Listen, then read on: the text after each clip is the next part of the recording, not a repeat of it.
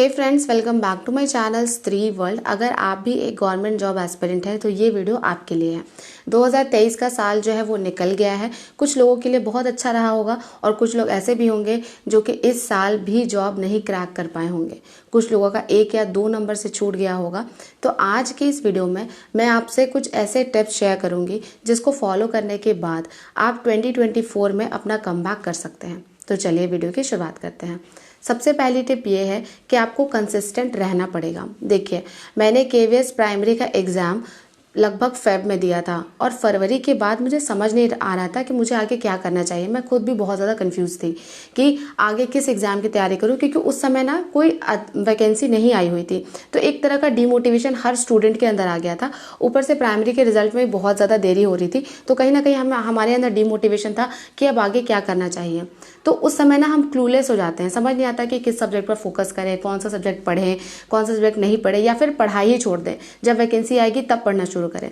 तो ये सिचुएशन हर एक स्टूडेंट के लाइफ में आता है। बहुत बार हम कोई एग्जाम देते हैं तो हम फेल हो जाते हैं, तब हम डीमोटिवेट हो जाते हैं और हमें लगता है कि छोड़ो, अब पढ़ाई नहीं करनी है, और हम 10 दिन तक 20 दिन तक डीमोटिवेशन में अपना निकाल देते हैं और उस समय हम पढ़ाई नहीं करते हैं। और पता है आपको, यहीं पर हर एक स्टूडेंट लैक करता है। अगर इसी चीज़ को हम अपनी ज़िंदगी से हटा देना तो कहीं ना कहीं हम बहुत सारे स्टूडेंट से आगे हो जाएंगे। तो कंसिस्टेंसी एक ऐसी चीज़ है जो कि आपको मास्टर करनी चाहिए। केवीएस एग्ज़ाम के बाद भी मैं लगातार पढ़ती रही थी। आपको मेरे स्टडी व्लॉग्स तो मिले ही होंगे यूट्यूब पर। लगातार मैंने पढ़ाई करी थी, अपने मन से मैं पढ़ती थी कि चलो मैथ सब्जेक्ट है तो मैथ सब्जेक्ट तो हर एग्ज़ाम में आता है, तो चलो मैथ्स ही बना लेते हैं, थोड़ा सा जीके जीएस पढ़ लेते हैं, क्योंकि ये दो सब्जेक्ट ना हर एग्ज़ाम में पूछे जाते हैं। तो मैं अपने मन से पढ़ती थी और आपको भी ऐसा ही करना चाहिए। कम से कम एक दिन में बेंचमार्क सेट कर लीजिए कि आपको 4 घंटे पढ़ने ही पढ़ने हैं। चाहे आपका दिन कितना भी बुरा क्यों ना बीते, आपको उसमें 4 घंटे निकालने ही है पढ़ने के लिए। आप चाहे कितने भी बिजी क्यों ना रहें, और ये 4 घंटे निकालना बहुत आसान होता है। सुबह 4 बजे उठ जाइए, 4 बजे से लेकर 6 बजे तक पढ़ लीजिए। 2 घंटे सुबह में निकाल लीजिए और रात में सोने से पहले 2 घंटे निकाल लीजिए। तो इससे क्या होगा कि 4 घंटे आप आराम से पढ़ लेंगे हर दिन। मैं आपको बता रही हूँ कि एक दिन 12 घंटे पढ़ने से अच्छा है कि आप पूरे वीक 4-4 घंटे पढ़िए, वो ज़्यादा आपके लिए बेनिफिशियल रहेगा। अब मैं यहाँ पर हाउसवाइफ्स की बात करूंगी और सारी लड़कियों के बारे में बात करूंगी, क्योंकि उनको घर में बहुत सारा काम करना होता है। तो बहुत बार ऐसे कमेंट आते हैं कि दी मुझे ये भी काम करना है, ये भी करना है, सारी जिम्मेदारियां उठानी है, तो पढ़ने का टाइम मुझे नहीं मिलता है, बताइए मैं कैसे मैनेज करूं।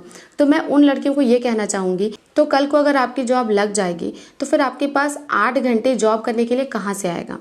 बस ये बात अपने दिमाग में सोच लीजिए कि ठीक है, आपको बहुत सारे काम करने हैं, लेकिन अगर आज ही आपको जॉब पर जाना है तो आप उन सब काम को कैसे मैनेज करेंगी और कैसे जॉब पर जाएंगे और वहाँ पर 8 घंटा अपना टाइम देंगी जॉब करने के लिए। तो बस जैसे आप टाइम मैनेजमेंट कर सकती हैं जॉब के बाद, तो वैसे ही आप जॉब से पहले भी टाइम मैनेजमेंट कर सकती हैं। क्योंकि अगर आज आपके पास 8 घंटे पढ़ने के लिए नहीं है तो मुझे ऐसा लगता है कि जॉब के बाद भी आपके पास 8 घंटे जॉब करने के लिए नहीं होंगे। तो इसीलिए इसी सोच को अभी से अपना लीजिए कि आपको तो जॉब करना ही है, कभी ना कभी आपको तो 8 घंटे अपने लिए निकालने ही होंगे। जब आप जॉब करेंगे तब भी आपको खुद के लिए 8 घंटे निकालने हैं, और जब आप पढ़ाई कर रहे हैं तब भी आपको खुद के लिए 8 घंटे निकालना है। बाकी घर का काम आपको कैसे करना है वो अपने आप मैनेज हो जाएगा। दूसरा पॉइंट है सेट योर प्रायोरिटीज। इसकी मैं बात बहुत ही ज़्यादा करती हूँ। स्पेशली अगर मैं लड़कियों की बात करूं तो उनकी लाइफ में प्रायोरिटीज सेट नहीं होती हैं। अगर आप एक एवरेज लड़की को देखेंगे ना, जो कि कॉम्पिटिटिव एग्जाम की तैयारी कर रही हैं और अपने घर में रह रही हैं, तो आप उनसे अगर पूछेंगे कि आपने घर का खाना बना लिया, तो वो कहेंगी कि हाँ बना लिया। झाड़ू पोछा कर लिया, हाँ कर लिया। बर्तन धो लिया, हाँ धो लिया। लेकिन अगर आप उसे पढ़ाई के बारे में पूछेंगे ना कि सुबह से कितने घंटे पढ़ाई करी, तो उनके पास एक जवाब ज़रूर होता है कि अरे सुबह से तो सारा टाइम काम करने में ही निकल गया है, 12 बजे के बाद पढ़ना शुरू करूंगी। और इससे क्या होता है कि जब आपका जो पीक आवर है, मतलब सुबह जगने के बाद हमारी एनर्जी सबसे ज़्यादा होती है, और जब हमारी एनर्जी सबसे ज़्यादा होती है उस टाइम पे हम बहुत फालतू काम करते हैं, लाइक झाड़ू करना, पोछा करना, बर्तन धोना। पीक आवर्स में हम वो सब काम करते हैं और जब हम पूरा थक जाते हैं तब हम सोचते हैं कि चलो अब पढ़ाई करने बैठते हैं। तो ऐसे में आप सोचिए कि आपका कॉन्सेंट्रेशन कहाँ जाएगा। मैं आपको हमेशा यही कहती हूँ कि उतनी ही जिम्मेदारी लीजिए जितना कि आप निभा सकती हैं। इतना मत ले लीजिए, इतना काम मत करिए कि आप अपने करियर पर फोकस ही ना कर पाएं। तो मैं इसका एक सिंपल रूल आपको बताती हूँ। मैं क्या करती थी कि मैं सुबह नाश्ता बना लेती थी, उसके बाद बर्तन धोना, झाड़ू पोछा करना, ये सब मैं नहीं करती थी। नाश्ता बनाने के बाद मैं सीधे आ जाती थी पढ़ाई करने के लिए। और पढ़ाई करने के बाद जब मैं थक जाती थी, मुझे बोरिंग लगने लगता था कि अब पढ़ाई नहीं होगी, तब मैं जाती थी, बर्तन धोती थी, झाड़ू पोछा करती थी। तो आप भी ऐसे कर सकते हैं। आप अपने प्रायोरिटीज़ जो आज सेट करेंगे ना, वही आपको 5 साल के बाद मिलेगा। अगर आज आप एक आम का पेड़ लगा रहे हैं तो 5 साल बाद उस पर आम के ही फल लगेंगे। वैसे ही हमारी ज़िंदगी होती है। अगर आज हम केवल हर दिन झाड़ू पोछा बर्तन यही सब कर रहे हैं तो 5 साल के बाद अचानक से हमारी जॉब कैसे लग जाएगी? वो नहीं हो सकता है। जो हम हर दिन चूज़ करेंगे ना, वही हमारी लाइफ हर दिन बनती जाएगी। तो अगर आज आप काम को छोड़ के अपनी पढ़ाई को प्रायोरिटी दे रहे हैं, आप पढ़ाई में इन्वेस्ट कर रहे हैं, तो मैं इस बात के लिए श्योर हूँ कि 1 या 2 सालों के बाद आप जो चाहती हैं वो आपको ज़रूर मिलेगा। मैंने भी अपनी जर्नी लगभग 1.5 साल पहले शुरू की थी। 1.5 साल पहले मैंने टीचिंग एग्ज़ाम्स के लिए पढ़ना शुरू किया था और लगातार मैंने हर एग्ज़ाम में बहुत अच्छा परफॉर्म किया। तो ये कोई बहुत बड़ी चीज़ नहीं है कि आप उसको अचीव नहीं कर सकते हैं। सिर्फ ना आपके माइंडसेट में कमी है। आपका दिमाग काम के ऊपर ज़्यादा है, पढ़ाई के ऊपर कम है। जिस दिन पढ़ाई के ऊपर ज़्यादा हो जाएगा ना, जॉब आसानी से लग जाएगी। तीसरी और सबसे ज़रूरी बात है, संकल्प कर लीजिए। जिस दिन आप संकल्प कर लेंगे ना कि मुझे ये चीज़ अचीव करना है, उस दिन आपको अपने गोल को अचीव करने से कोई नहीं रोक सकता। अगर आपका विल पावर स्ट्रॉन्ग है तो फिर चाहे रास्ते में कितनी भी मुश्किलें क्यों ना आए, आपका ध्यान मुश्किलों पर नहीं जाएगा। आपका ध्यान जो है सिर्फ और सिर्फ अपने लक्ष्य पर रहेगा।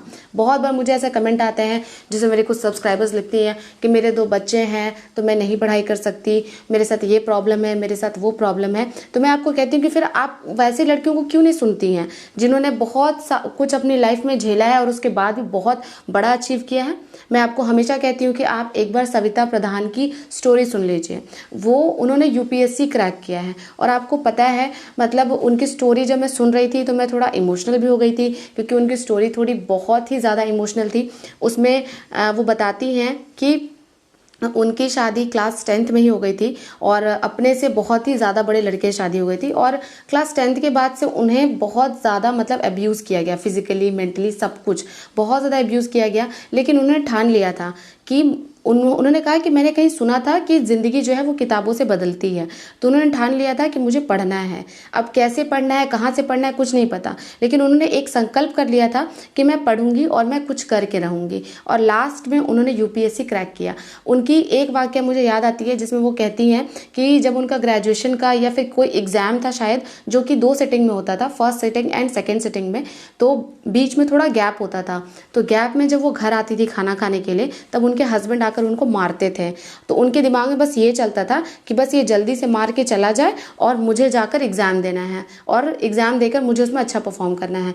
तो ये होती है संकल्प की शक्ति। जब आपके अंदर डिटर्मिनेशन पूरा हाई है ना, तो फिर आपके साथ चाहे कुछ भी हो, आपका ध्यान लक्ष्य से नहीं भटकेगा। लेकिन हाँ, जब तक आप कंफर्ट जोन में रहेंगे, आपको लगा रहे मेरे साथ तो ये प्रॉब्लम है, वो प्रॉब्लम है, मैं कुछ कर ही नहीं सकती। जब भी आपको ऐसा लगता है ना कि मैं कुछ नहीं कर सकती, मेरे साथ बहुत सारे प्रॉब्लम्स हैं, प्लीज़ जाके ऐसी लेडीज़ के बारे में सुनिए, ऐसी लड़कियों के बारे में सुनिए जिन्होंने बहुत कुछ अचीव किया है, बहुत कुछ सहने के बाद भी। तो इसीलिए मैं कहती हूँ कि कोई भी मुश्किल इतनी बड़ी नहीं होती ना जो कि आपका करियर ख़त्म कर दे। आपको पता है, भगवान मुश्किल देते हैं ना तो उसका सोल्यूशन भी देते हैं। हर प्रॉब्लम का सोल्यूशन है, हर ताले की चाबी होती है। फिर आप लोग कैसे ऐसे मान लेते हैं कि मेरे प्रॉब्लम का कोई सोल्यूशन ही नहीं है। अच्छा, एक बात बताइए, मैं आपसे पूछती हूँ कि अगर आप जंगल में भटक गए हैं कहीं पे, तो क्या आप खड़े रहेंगे कि अब तो जंगल में भटक गई हूँ, अब मुझे नहीं चलना है कहीं? कि कहीं भी चलेंगे, गलत डायरेक्शन में ही जाएंगे, लेकिन रास्ता ढूंढने की कोशिश तो करेंगे। और बहुत सारी लड़कियां कोशिश करना ही छोड़ देती हैं। ये एकदम उसी तरह है कि हम जंगल में कहीं पर फंस गए और वहाँ पर खड़े हैं जाके, कि अब तो हम जंगल में फंस गए, अब हमें कोई रास्ता नहीं दिख रहा है, तो हम खड़े रहेंगे, पूरी ज़िंदगी वहीं पर खड़े रहेंगे। ऐसा होता है क्या? कभी हम बहुत सारे डायरेक्शंस में जाएंगे, कभी गलत डायरेक्शन में जा सकते हैं, लेकिन वहाँ पे संभावना तो है कि अगर इस डायरेक्शन में जाएंगे तो हो सकता है कि और घना जंगल भी मिल जाए, लेकिन ये भी तो संभावना हो सकती है कि उधर आपको रास्ता भी मिल जाए, कोई गांव भी मिल जाए। तो इसीलिए मैं आपको कहती हूँ कि प्रॉब्लम्स चाहे आपकी कितनी भी बड़ी क्यों ना हो, वो आपकी संकल्प शक्ति से बड़ी नहीं है। भगवत गीता में भगवान श्री कृष्ण कहते हैं कि सबसे बड़ी शक्ति मनुष्य की संकल्प शक्ति है। जब वो संकल्प कर लेता है ना कि मुझे ये चीज़ अचीव करना है, तो पर्वत भी राई के बराबर हो जाता है। और हम अपनी शक्तियों को पहचान ही नहीं पाते हैं। हमें लगता है कि हम लड़की हैं, हमारी शादी हो गई है, हमें कोई दो बात कह दे रहा है, कोई हमें हमारी पढ़ाई में बाधा डाल रहा है, तो यही मेरी सबसे बड़ी प्रॉब्लम हो गई ज़िंदगी की। मेरे 2 बच्चे हैं तो यही मेरी सबसे बड़ी प्रॉब्लम हो गई कि बच्चे हैं तो अब उनका ख्याल कौन रखेगा, मैं पढ़ ही नहीं पाऊंगी। लेकिन आपको पता है कम से कम ऐसी हजारों या लाखों लड़कियां होंगी जिन्होंने शादी के बाद अपना करियर बनाया और बहुत सॉलिड करियर बनाया है। तो ये ना सिर्फ आपकी मेंटालिटी पे डिपेंड करता है। अगर मेंटली स्ट्रांग है तब तो कुछ कर लेंगे, लेकिन वही है कि कंफर्ट जोन में रहने की आदत है तो फिर तो कुछ कहना ही आपके लिए मुश्किल है। चलिए अब मैं आपसे 4th पॉइंट शेयर करती हूँ। 4th पॉइंट है पुश योरसेल्फ, और ये सबसे ज़्यादा इम्पॉर्टेंट है लड़कियों के लिए, क्योंकि अगर आप अपने आप को धक्का नहीं लगाएंगे, उम्मीद मत रखिए कि कोई दूसरा आकर आपका सपोर्ट सिस्टम बनेगा और आपको कहेगा कि चलो तुम आगे, मैं पीछे से सपोर्ट करता हूँ। पता है आपको दूसरे लोग भी तभी सपोर्ट करेंगे जब आप खुद अपने आप को सपोर्ट करेंगे। ये सबसे बड़ी बात होती है। इतनी मेहनत कीजिए, इतना खपा दीजिए खुद को पढ़ाई में कि आपको उसके बाद लगे कि नहीं, इस एग्ज़ाम को दिया है, ये तो मेरा क्रैक होने ही वाला है। 100% श्योर रहिए, इतनी मेहनत कर लीजिए। आपको पता है बीज में से भी पौधा तभी निकलता है जब बीज अंतिम बिंदु तक टूट जाता है। उस बिंदु तक आपको टूटना ही पड़ेगा, इसके अलावा और कोई सोल्यूशन नहीं है। रास्ते में डीमोटिवेशन होगा, होपलेसनेस फील होगी, आंसू बहेंगे, दर्द होगा, तकलीफ होगी, लोग आपके खिलाफ बोलेंगे। ये सब पार्ट एंड पार्सल है अगर आप एक हाउसवाइफ हैं, लड़की हैं और गवर्नमेंट जॉब की या अपनी लाइफ में कुछ अचीव करना चाहते हैं। अगर आप लड़की हैं ना तो आप समझिए ही मत कि आपके लिए रास्ता कभी आसान होगा। ठीक है, आपके लिए रास्ता हमेशा ही मुश्किल होगा। तो अगर आपने ठान लिया है ना कि आपको चलना है तो खुद को धक्का भी बीच बीच में लगाते रहिए, आगे बढ़ते रहिए। आपको पता है पूरी दुनिया में ताकत नहीं है हमें हराने की। हमें हराने की ताकत केवल और केवल हमारे दिमाग में है। अगर आप अपने दिमाग से हर दिन हार जा रहे हैं तो फिर आप ये मत बहाने बनाइए कि इसकी वजह से मैं पीछे रह गई, उसकी वजह से पीछे रह गई। नहीं, आप सिर्फ अपनी वजह से पीछे हैं, और इस बात को जितनी जल्दी एक्सेप्ट कर लेंगे उतना ज़्यादा आपके लिए अच्छा होगा। और जिस दिन आप अपने दिमाग को हराने लग गए उस दिन किसी में हिम्मत नहीं है कि वो आपको हरा दे। आपको पता है हमारा दिमाग जो है ना वो हमारे साथ गेम खेलता है। आपने कभी नोटिस किया है या नहीं, मैंने तो बहुत बार नोटिस किया है कि जब हम सुबह पढ़ने के लिए अलार्म लगाते हैं तो हमारा दिमाग कहता है कि अरे 10 मिनट सो जाओ, 10 मिनट में क्या बिगड़ जाएगा। हम अलार्म बंद कर देते हैं, सो जाते हैं, सुबह का रूटीन हमारा फेल हो जाता है। और उसके बाद जब हम लेट उठते हैं तो हमारा खुद का दिमाग कहता है कि तुम्हारा तो रूटीन फेल हो गया, और हमें सैड फील करवाता है। फिर वो पूरा दिन हमारा वेस्ट चला जाता है। तो इसीलिए दिमाग पर कभी भी ट्रस्ट मत कीजिए, अपने दिमाग को ट्रेन कीजिए, उसको ट्रेन कीजिए अच्छे हैबिट्स डालने के लिए, सुबह उठकर पढ़ने के लिए, रात में जगकर पढ़ने के लिए, अगर कोई नेगेटिव बोल रहा तो उसको इग्नोर करने के लिए। कभी कभी मुझे लोग कहते हैं कि दी पता है कुछ लोग नेगेटिव कहते हैं तो वो दिमाग में बातें चलती रहती हैं। तो यहाँ भी आपका दिमाग आपके साथ गेम खेलता है। वो आपके दिमाग में बातें इसीलिए चलाता है ताकि आप पढ़ाई ना कर सकें। आप जब घर के काम करते होंगे ना तब उतना ज़्यादा बातें नहीं चलती होंगी आपके दिमाग में। आप जब किसी के साथ बाहर आउटिंग कर रहे होंगे ना, शॉपिंग कर रहे होंगे, तब नेगेटिव बातें नहीं दिमाग में घूमती होंगी। लेकिन जब पढ़ने बैठते होंगे ना तो वो नेगेटिव बातें दिमाग में घूमती होंगी। क्यों? क्योंकि दिमाग चाहता है कि आप पढ़ाई ना करें, क्योंकि पढ़ाई करने से दिमाग को तकलीफ है। मन जो है ना हमारा वो बहुत लेज़ी है, और इस लेज़ी मन के साथ ना आप बहुत अच्छा लाइफ में अचीव नहीं कर पाएंगे। तो इसीलिए अपने दिमाग को ट्रेन करने की कोशिश कीजिए। दिमाग जो ट्रिक्स आपके साथ खेलता है ना, आप उसके साथ खेलिए। तो जब आप ये चीज़ सीख जाएंगे तो कहीं ना कहीं आपके लिए नेगेटिविटी से दूर रहना, लाइफ में आगे बढ़ना बहुत ज़्यादा आसान हो जाएगा।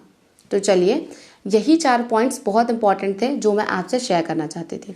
आपको तो पता ही होगा कि बीपीएससी ट्री 2.0 में मेरा सिलेक्शन 6 to 8 और 9-10 दोनों में हो गया है।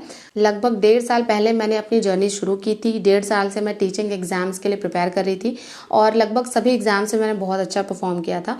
और अगर आप चाहते हैं कि मैं अपनी जर्नी आपके साथ शेयर करूँ, मेरी जर्नी बहुत ज़्यादा आसान नहीं है, बहुत ही मुश्किल जर्नी थी। शुरू से ही मैंने बहुत कुछ लाइफ में देखा है। लाइक बीच में मेरे फादर की डेथ हो गई थी, मम्मी को भी 4th स्टेज का कैंसर हो गया था। फिर मैंने अपने एकेडमिक्स जो हैं वो क्लास 10th के बाद मतलब ट्यूशन पढ़ा के अपने पैसे से कंप्लीट किए हैं। फिर क्या ऐसी प्रॉब्लम थी कि मुझे शादी करना पड़ गया जब मैं इतनी एम्बिशियस थी। तो अगर आप मेरी लाइफ की स्टोरी जानना चाहते हैं तो मेरे चैनल को ज़्यादा से ज़्यादा शेयर कीजिए। जिस दिन मेरे चैनल पे 50 के सब्सक्राइबर हो जाएंगे उस दिन मैं आपसे अपनी स्टोरी एकदम बहुत अच्छे से शेयर करूँगी, क्योंकि आप सब मेरे प्यारे सब्सक्राइबर और मैं भी आपसे उतना उतना ही कनेक्ट करना चाहती हूँ जितना कि आप मेरे से कनेक्ट करते हैं।